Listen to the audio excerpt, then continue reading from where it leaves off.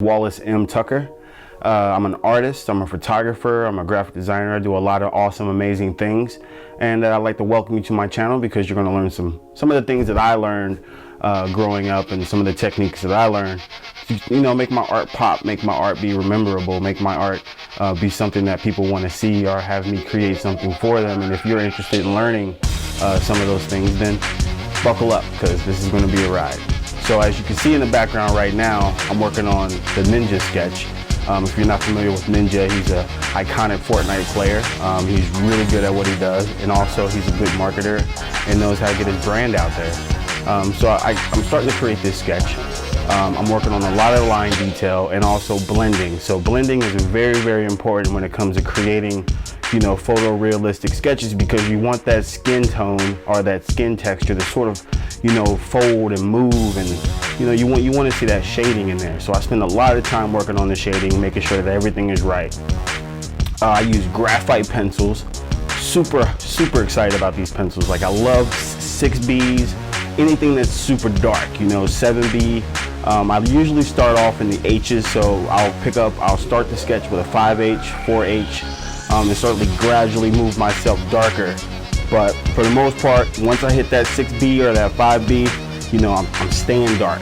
You know, I'm just coloring it in, I'm blending, and I'm just getting all the details, and I'm getting the look that I want. I like to use reference images.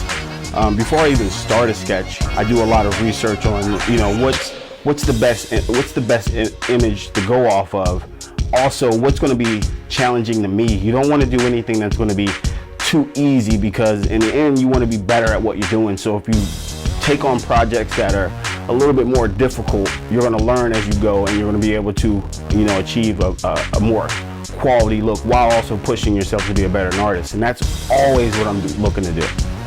Most of the things that I do, I try to go, you know, hey, is this even possible? Can I even, you know, draw this realistically? And sometimes it doesn't turn out, but you know, I always move with my best foot forward, and I like to see what happens. Later on in the sketch, you'll also notice that I spend a little bit extra time working around the nose, working around the eyes, working around the eyebrows, the mouth. Like, those details, like, you want those to be spot on, because when you look at someone's face, you know who it is immediately by the distance of their eyes, their nose, their lips. Like, those are the things that you need to nail 100%, because you don't want it to be off, because if it's off, you know, people won't really know who you're looking at, or, you know, who the person is there, especially if you're targeting someone that, you know, is very iconic. You know, people recognize him, so you don't want to mess that up, because there's a chance, you know, they might see it. You know, I did a sketch of Cypher PK, and who would have knew he would have it on his stream? You know, you just never know. So the best thing to do is put your best foot forward, put, you know, all your effort into whatever you do, and then sit back and see what happens. So definitely leave a comment. What works for you? What techniques do you like to use? What's your favorite brand of pencil? And also paper, because I'm really big on paper. It has to have the right texture, the feel. It's got to hold that graphite, you know, that graphite really well, and also blend really well too. So I'm very big on paper. I got links to my favorite papers below. But yeah, leave a comment. Let me know what you guys think. I got many more sketches to come. Awesome things. And also comment, let me know what you want to see me draw. And you know, we can start it from the beginning to the end. I'm going to do a lot of live, just straight up raw. We're just going to draw for hours, and then I'll take comments and stuff like that. But stay tuned for that.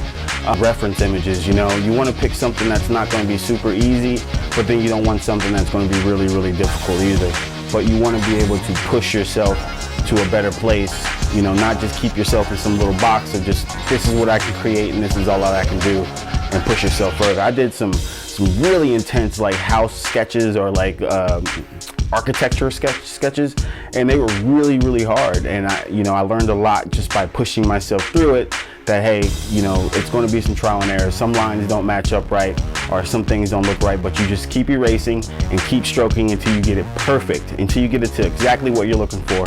And it just takes a lot of time and effort. I like to start extremely light.